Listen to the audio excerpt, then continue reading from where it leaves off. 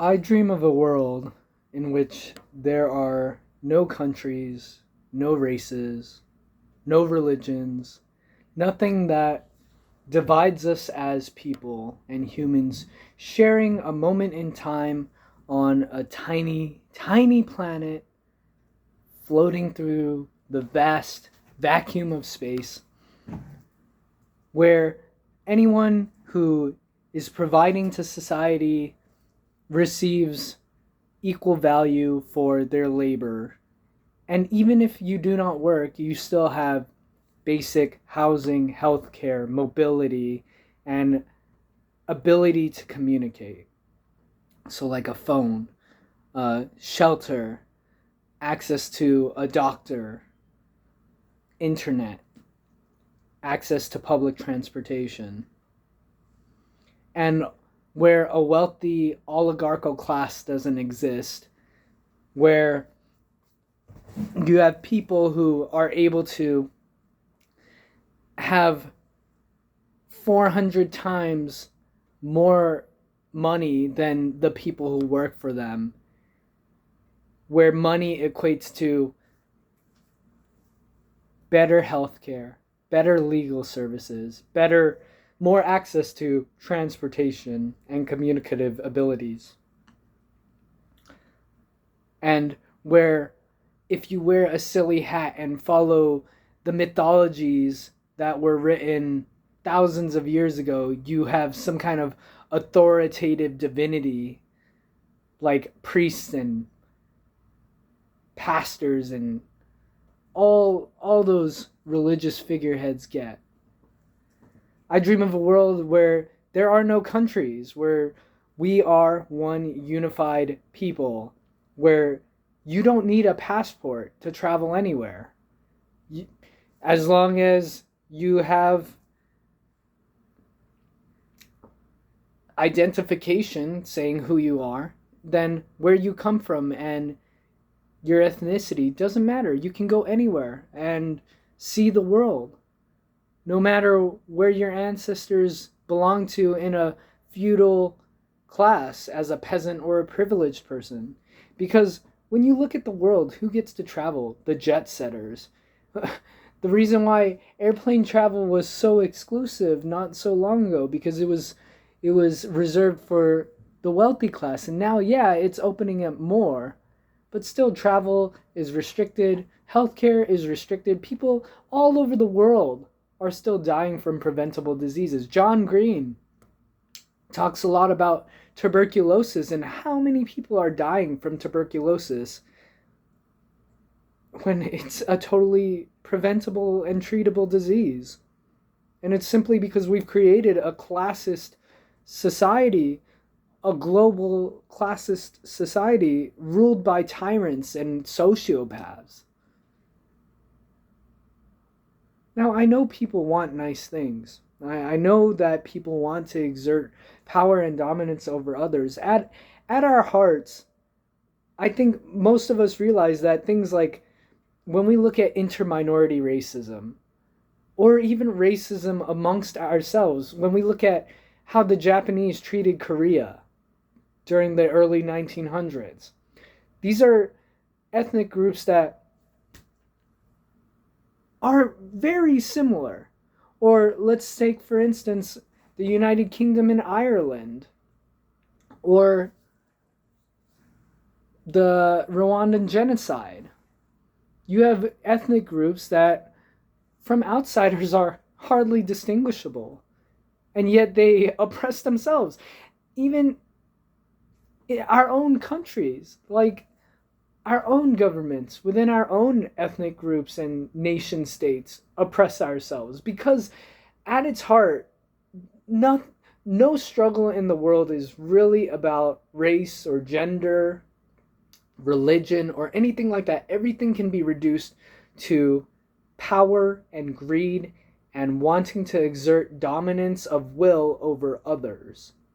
That is to say, my pleasure supersedes yours, and that I can command the many to do the will of me. So it doesn't work. It doesn't work. there's a quote I like saying, "We will never be free until the last king is strangled with the entrails of the last priest." And I agree with that sentiment. That as long as we have gods, as long as we have kings, we will be oppressed. And any variation of those things, any figure that holds authority outside of the parameters of their duty, that is to say, like, okay, you can have a teacher or something like that, and they hold power within a classroom to maintain a certain degree of order, right? These things are necessary in society, law enforcement and these kind of things, to create and optimize the maximum amount of freedom for the individual. We do need to regulate the freedom of the group. That is to say, ultimate freedom for an individual may equate to being able to do anything freely.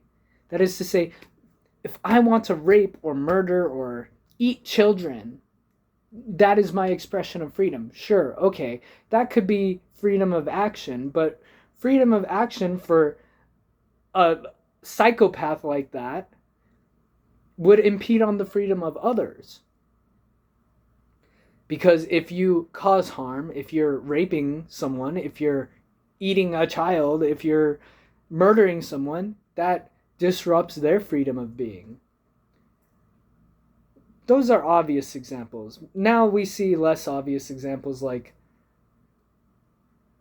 let's take gay people getting married. You have bigots who claim that that impedes on their freedom of being. It doesn't really. Perhaps they're slightly disturbed by the idea of homosexuality. So it bothers them slightly, and then they blow that up to the magnitude of it impeding on their freedom. But in reality, things that bother you do not necessarily impede on your freedom. They simply bother you slightly. They're an annoyance, but they do not restrict your activity at all. Restricting activity is to make gay marriage illegal, to ban trans people in spaces, to ban abortion. That is restricting freedom. Someone being transgender, someone participating in gay marriage, someone getting an abortion, this does not harm you. This does not impede on freedom. So, as long as consenting parties are loving each other, as long as someone is expressing themselves without harming others, as long as people have autonomy over their lives, then we have a better society in progress. And we are in a global society. We are one people, one human race. And the differences we try to put onto each other, put onto a group, people try to, all the time, they're like, black people are like this, black women are like this, Korean men are like this, and white people are like this. At our hearts, we are all the same. We want pleasure and the avoidance of pain, even at the expense of others. That's why you have people seeking pleasure through harming others. And this happens across all groups. Sure, there may be some cultural misunderstandings here and there because different behaviors have taken hold and have been allowed to express, but these things fluctuate and are interchangeable all the time. I dream of a world in which we have better societal structures in place that realize that we are all human. Good and bad exists in all of us. And we can make life better for all of us. Most of the problems in the world are caused by us. We can fix them. This isn't utopia. It's just progress.